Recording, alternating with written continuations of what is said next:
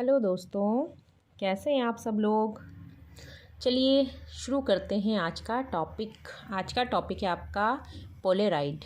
ठीक है, तो सबसे पहले मैं आपसे ये कहना चाहती हूँ कि अगर आप लोगों को टॉपिक्स पसंद आ रहे हैं तो प्लीज़ आप लाइक कीजिएगा। चलिए अब शुरू करते हैं। पोलेराइड क्या है?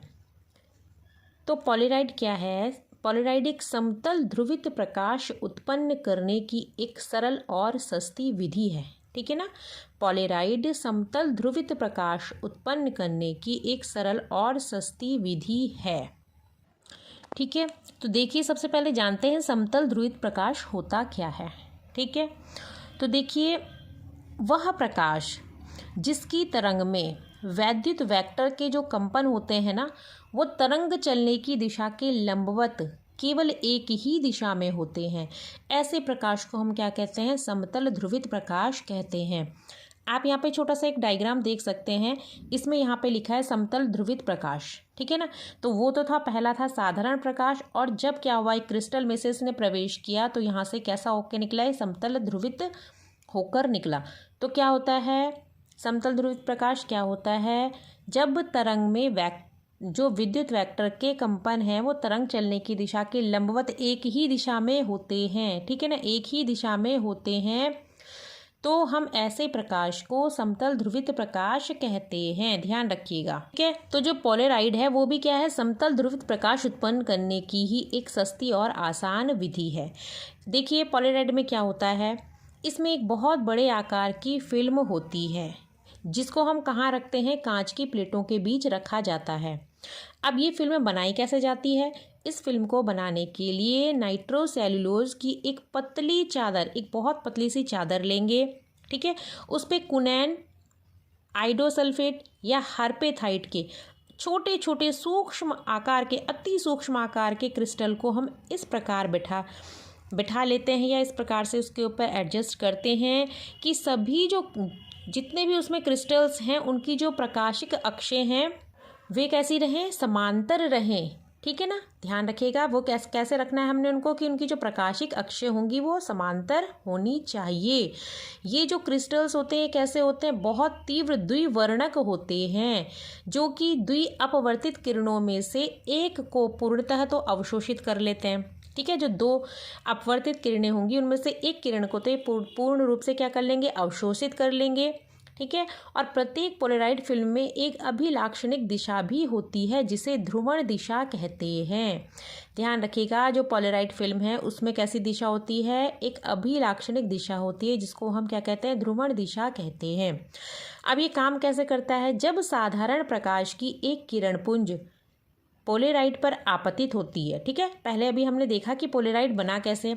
ये देखिए कैसे बनाया हमने। इसको कैसे बनाया था? एक कांच की प्लेटों के बीच रखा जाता है, इसमें एक फिल्म तैयार की जाती है जिसमें हम क्या करते हैं? नाइट्रोसेल्यूलोज की एक पतली चादर पर कुनैन और आइडोसल्फेट या हर्पेटाइट के सूक्ष्म आकार के क्रिस्टलों को बिछा देते हैं। और कैसे बिछाने हैं कि सारे के सारे क्रिस्टल की जो प्रकाशिक अक्षें हैं वो कैसी होनी चाहिए? समांतर होनी चाहिए। ठीक है ना। तो देखिए अब क्या होता है, जब क्या होता है, अब हम साधारण प्रकाश की एक किरण पुंज को पोलेराइड पर आपतित करते हैं तो क्या होगा? ध्रुवण दिशा के लंबवत कंपन अवशोषित हो जाते हैं। अभी पहले हमने बताया था, जो दो अपवर्तित किरणें पड़ेंगी उसमें से एक को पूर्णतः ये क्या कर देंगे? अवशोषित कर लेंगे। ठीक है, और ध्रुवण दिशा के जो समांतर कंपन है वो पारगत हो जाते हैं। जो ध्रुवण दिशा के समांतर जो कंपन होंगे वो कैसे हो जाएंगे? आर पार हो जाएंगे। इस प्रकार से पोलेराइड में क्या होता है? समतल ध्रुवित प्रकाश हम प्राप्त कर सकते हैं। ठीक है, अब देखिए पोलेराइड के उपयोग क्या क्या हैं।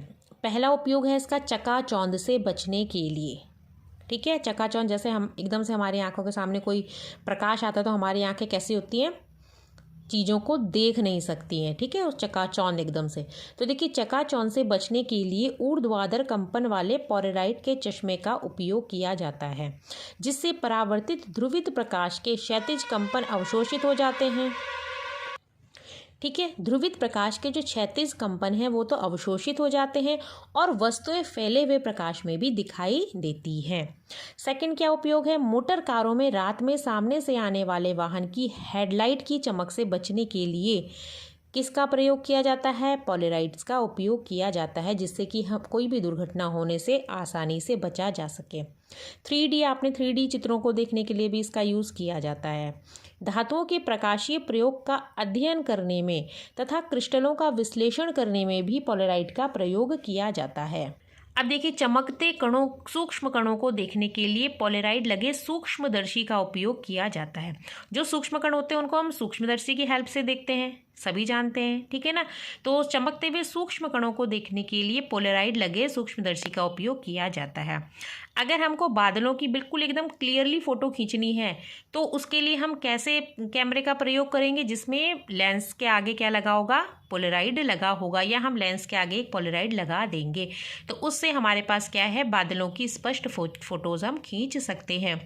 चलिए दोस्तों, आज के लिए इतना काफ़ी है। मिलते हैं नेक्स्ट वीडियो में।